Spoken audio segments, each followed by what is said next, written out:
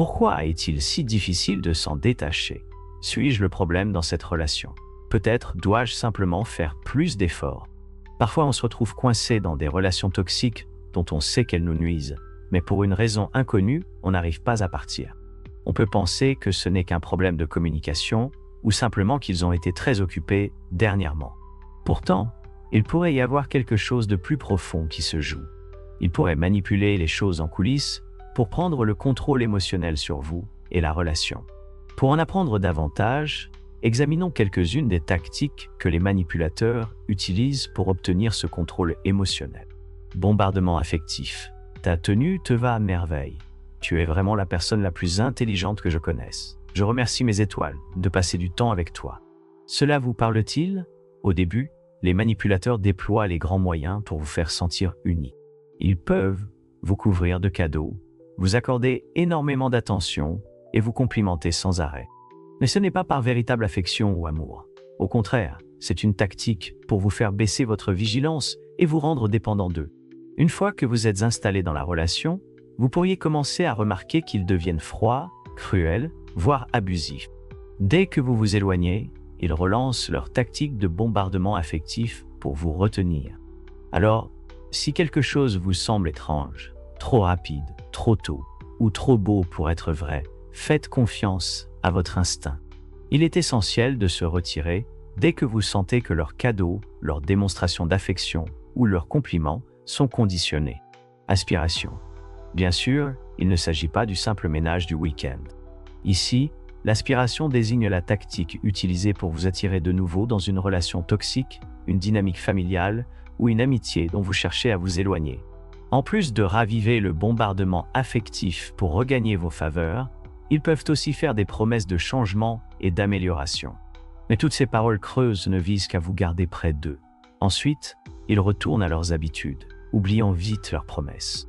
Le pire, c'est que quand vous voudrez partir à nouveau, ils utiliseront encore cette tactique et le cycle se répétera. Donc, si vous remarquez qu'ils tentent de vous réattirer, même conseil, désengagez-vous immédiatement et coupez tout contact. Si le contact n'est pas possible à cause de votre situation particulière, limitez-le au minimum et évitez de leur donner la réaction émotionnelle qu'ils recherchent. Ne réagissez pas émotionnellement lorsqu'ils tentent de vous attirer à nouveau avec des paroles douces. Ils peuvent aussi utiliser des menaces ou susciter la culpabilité pour vous pousser à vous engager. Ne tombez pas dans ces pièges non plus. Ils sont habiles à manipuler vos émotions, car c'est un moyen efficace de vous faire céder. Cela nous amène à notre point suivant, les appels émotionnels. Comment oses-tu me remettre en question après tout ce que j'ai fait pour toi? Ne suis-je pas assez bien pour toi? Une autre façon pour eux de reprendre le contrôle est d'exagérer les émotions. Le choc est provoqué par des explosions de colère lourdes en émotions quand vous faites quelque chose qui les déçoit. Leurs réactions dramatiques pouvant être épuisantes, vous pourriez vous retrouver à marcher sur des œufs autour d'eux ou à céder à leurs désirs, juste pour éviter d'autres crises ou contrariétés. Donc, lorsqu'un manipulateur utilise la culpabilité pour vous contrôler, reconnaissez que vous n'êtes pas responsable de leurs émotions ni de leurs problèmes. Fixez des limites claires, restez ferme dans vos décisions et ne laissez pas leur culpabilisation vous faire douter de vous-même. N'oubliez pas que vous avez le droit de protéger votre bien-être en disant « non », jeu du chaud et du froid. Imaginez que vous rentrez chez vous et que votre partenaire a préparé un joli dîner pour vous. Il vous dit qu'il vous aime et combien il est reconnaissant d'être avec vous.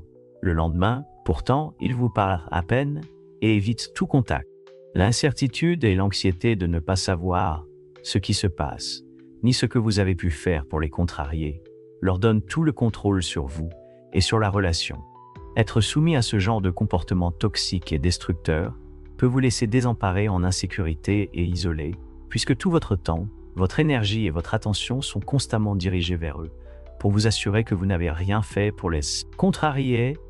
Si vous faites face à ce comportement de chaud et froid, la première étape pour vous libérer est de reconnaître que vous n'êtes pas fou.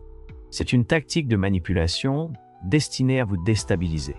Pour vous protéger, essayez de ne pas trop dépendre d'eux pour quoi que ce soit du soutien émotionnel, de la validation ou de l'aide pratique. Lorsque vous comprenez que vous n'avez besoin de rien d'eux, ils perdent leur pouvoir sur vous. Si leur comportement persiste, demandez-vous si cette relation est vraiment saine pour vous. Manipulation affective. Tu as promis qu'on irait en Europe ce Noël, dit Si à son partenaire. Au lieu de reconnaître ce qu'il a dit, le partenaire de Si répond « Je n'ai jamais dit ça. Je pense que ta mémoire te joue des tours. » La manipulation affective est une tactique toxique et destructrice conçue pour vous rendre confus, perturbé et au final, incapable de vous faire confiance, au point de dépendre d'eux pour tout. Ce qui est sournois dans cette tactique, c'est la manière dont elle s'installe si progressivement que vous ne remarquez même pas quand cela arrive. Par exemple, vous pourriez être convaincu d'avoir pris votre gourde avec vous, mais ils vous persuadent que vous avez dû la laisser à la maison, alors qu'elle est dans leur sac. Cela commence par de petites choses insignifiantes, sans réelles conséquences, jusqu'à ce qu'ils finissent par vous convaincre que votre mémoire est vraiment défaillante et que vous devriez compter sur eux. Ils peuvent même exploiter tous ces petits incidents passés pour vous persuader que vous vous trompez dans vos souvenirs. Après tout, vous ne vous souveniez même plus d'avoir pris votre bouteille d'eau l'autre jour. Comme avec un comportement chaotique, la manipulation affective sert aussi à vous déstabiliser et à vous faire douter de votre santé mentale et de votre jugement. Le manipulateur veut que vous dépendiez d'eux pour tout, y compris pour votre mémoire, votre autonomie et votre perception de la réalité. Pour vous en libérer, commencez par reconnaître que vous n'êtes pas fou. Vous êtes manipulé. Une fois que vous l'avez compris, concentrez-vous sur la reconstruction de votre estime de vous-même et de votre perception. C'est la clé pour guérir et échapper à leur emprise. Quelles sont les façons dont vous avez vu les manipulateurs exercer un contrôle émotionnel?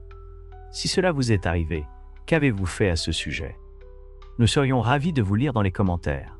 Si vous avez trouvé cette vidéo utile, n'hésitez pas à mettre un pouce bleu et à la partager avec vos proches. Nous apprécions votre soutien et sommes impatients de vous offrir toujours plus de contenu enrichissant à l'avenir. Nous espérons que cette vidéo vous a été utile. Si vous pensez être confronté à des tactiques manipulatrices et que vous avez essayé toutes les stratégies présentées dans cette vidéo ou dans d'autres ressources, mais que vous sentez que votre santé mentale en pâtit toujours, surtout si des problèmes plus profonds comme un lien traumatique sont en jeu, consulter un thérapeute peut s'avérer capital. Faire ce pas pour chercher un soutien en santé mentale est essentiel pour avancer et guérir.